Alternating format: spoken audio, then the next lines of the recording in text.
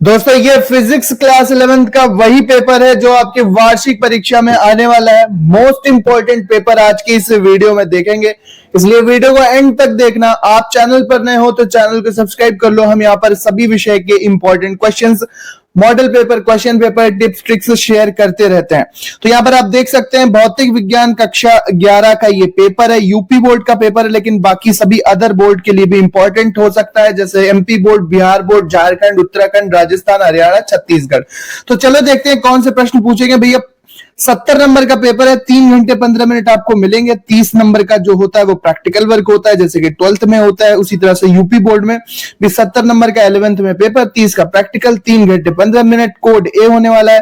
5 खंडों में सबसे पहला खंड बहुविकल्पीय प्रश्न। यहाँ पर ये बहुविकल्पीय प्रश्न पूछे गए हैं। पूर्णता, अप्रत्यास्थ संघट्ट, पैरालैकिटक सेकंड किसका मात्रक होगा, दाब का मात्रक क्या होगा, न्यूटन पर मीटर स्क्वायर। तो इस तरह के क्वेश्चन हम पहले भी सॉल्व करा चुके हैं। इसका भी सॉल्यूशन हम एक अलग वीडियो में और अपने टेलीग्राम चैनल पर आपको जरूर देंगे। इस वीडियो में हम सिर्फ और सिर्फ ये पेपर देखने वाले हैं कि कौन कौन से क्वेश्चन ए कोड के इस इंपॉर्टेंट पेपर में पूछे गए।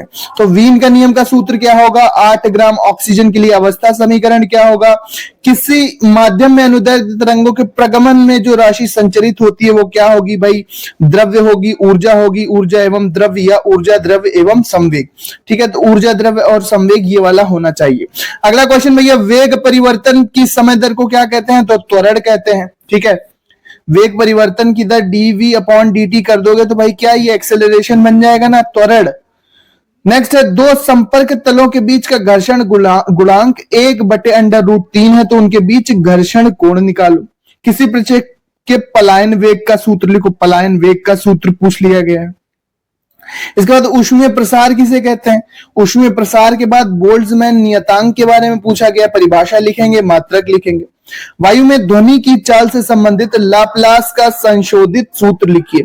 खंड सा आप देखेंगे तो 2√2 मीटर त्रिज्या की एक चकती अपने अक्ष के परितः घूर्णन कर रही है, उसकी घूर्णन यानी परिक्रमण त्रिज्या की गणना करना है। परिक्रमण त्रिज्या की गणना करना, पृथ्वी तल से ऊपर और नीचे जाने पर जी का मान कैसा बदलता है, आवश्यक सूत्र लिख दीजिए। आपने जरूर पढ़ा होगा, इंपॉर्टेंट टॉपिक। ऊष्मागतिकी का शून्य नियम आपको बताना, जीरोथ लॉ ऑफ थर्मोडायनेमिक्स।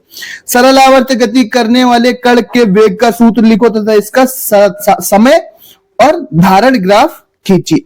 खंड दा में आप देखेंगे कि दाब का ये समीकरण दिया जाए, x दूरी है, t समय है, a और b नियतांक है, तो a b की विमाएं ज्ञात करो। अगला क्वेश्चन है, सी का वह मान ज्ञात कीजिए जिसके लिए दो वेक्टर, ए वेक्टर की वैल्यू ये, बी वेक्टर की वैल्यू ये परस्पर लंबवत है। तो सी का वह मान ज्ञात कीजिए जिसके लिए दोनों वेक्टर ए और बी एक दूसरे के लंबवत होंगे। अगला क्वेश्चन है भाई, कोणीय संवेग संरक्षण का नियम दीजिए।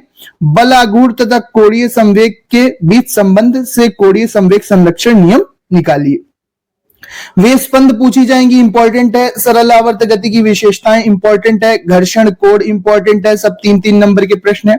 तुल्यकालिक उपग्रह किसे कहते हैं भाई, जिस सैटेलाइट, जिस उपग्रह का आवर्तकाल 24 घंटे होता है, यानी जो पृथ्वी के हर पॉइंट से स्थिर प्रतीत होते हैं, उन्हीं को तुल्यकालिक उपग्रह कहते हैं। कार्य की परिभाषा पूछ ली गई है, इसका एसआई मात्रक बताएंगे। दाब से क्या तात्पर्य है, इसका एसआई मात्रक बताएंगे, मात्रक बताएंगे। मोस्ट इंपॉर्टेंट है, सरल क्वेश्चन है, सारे बेसिक क्वेश्चन है, अच्छे से आप इनको जरूर पढ़ के जाना। और ऐसा नहीं है कि अगर ये इस कोड में आए हैं तो अदर कोड में नहीं आएंगे, चाहे जो भी कोड हो, यही क्वेश्चन घूम फिर के आते हैं। तो इसी आधार पर आप अपनी तैयारी करना, इसी आधार पर आप अपनी तैयारी करोगे तो कोई सा भी कोड का पेपर हो आप अच्छे से सॉल्व कर ले जाओगे। अगला है भाई, खंड या में है, सिद्ध कीजिए कि तनी हुई डोरी में सम तथा विषम दोनों प्रकार के सन्नादि उत्पन्न होते हैं।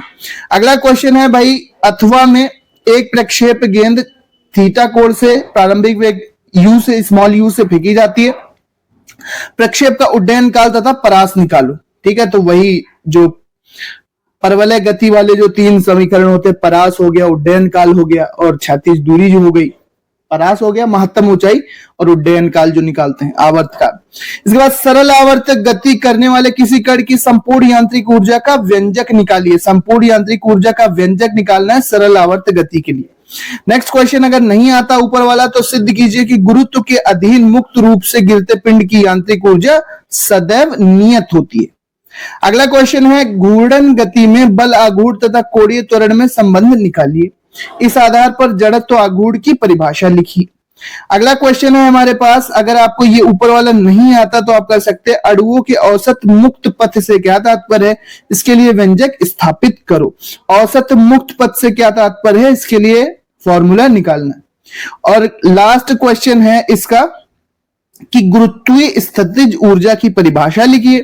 पृथ्वी के गुरुत्वीय क्षेत्र में रखे m द्रव्यमान के पिंड की स्थितिज ऊर्जा के लिए व्यंजक निकालिए। तो ये स्थितिज ऊर्जा के लिए गुरुत्वीय स्थितिज ऊर्जा की परिभाषा लिखेंगे, ठीक है। और फिर पृथ्वी के गुरुत्वीय क्षेत्र में रखे m द्रव्यमान के पिंड के लिए स्थितिज ऊर्जा का डेरिवेशन करेंगे। ज्यादा कठिन नहीं है, सिंपल ही है।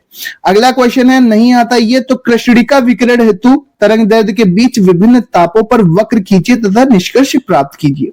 तो ये कुछ बड़े क्वेश्चन हैं, 5-5 नंबर के, एक क्वेश्चन, 2 क्वेश्चन और यहां पर 3 प्रश्न हो गए और 4 प्रश्न, नहीं 4 प्रश्न 5-5 नंबर के आएंगे, दिए 8 होंगे, हर एक 5 नंबर के अथवा में एक प्रश्न दिया होगा, यानी 2 आपको विकल्प मिलेंगे। जो सा टॉपिक आपका अच्छे से तैयार हो आप उसे हल कर सकते हो। जैसे प्रश्न नंबर 9 में एक ये दिया है, एक ये दिया है, तो जो अच्छे से आए उसको आप करना।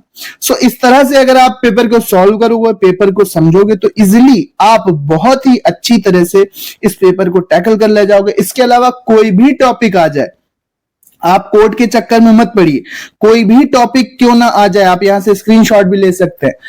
कोई भी टॉपिक आ जाए, कोई भी कोड का पेपर आ जाए, अगर आप 2-3 पेपर अच्छे से देख लेते हो, समझ लेते हो कि हाँ भाई क्वेश्चन किस प्रकार के बनते हैं आपकी वार्षिक परीक्षा में, तो आपको आइडिया लग जाएगा। यही ट्रिक आपके बोर्ड में जब आप जाओगे, क्लास 12th में जाओगे, तो यही ट्रिक काम करेगी कि भाई पढ़ते तो हम पूरा सिलेबस है, बट हमें कितना तैयार करना है और हमारे लिए मोस्ट इंपॉर्टेंट कौन सा है उसको फोकस करना होता है। जैसे शून्य, ऊष्मागतिकी का शून्य, सरल आवर्त गति भाई इंपॉर्टेंट है, जी का मान जो ऊपर नीचे जाने पर घटता बढ़ता है, ठीक है, उसके बारे में पढ़ना है। विस्पंद इंपॉर्टेंट है, सरल आवर्त गति की विशेषता इंपॉर्टेंट है, घर्षण कोण, तुल्यकालिक उपग्रह, दाब की परिभाषा हो गई, किसी वस्तु की ऊष्माधारिता, तो सारे बेसिक क्वेश्चन है मोस्टली। ये जो बड़े क्वेश्चन है इसमें थोड़ा डेरिवेशन वगैरह लगा के इसी को हम बड़े अच्छे से प्रेजेंट कर सकते हैं और पूरे पूरे अंक प्राप्त कर सकते हैं।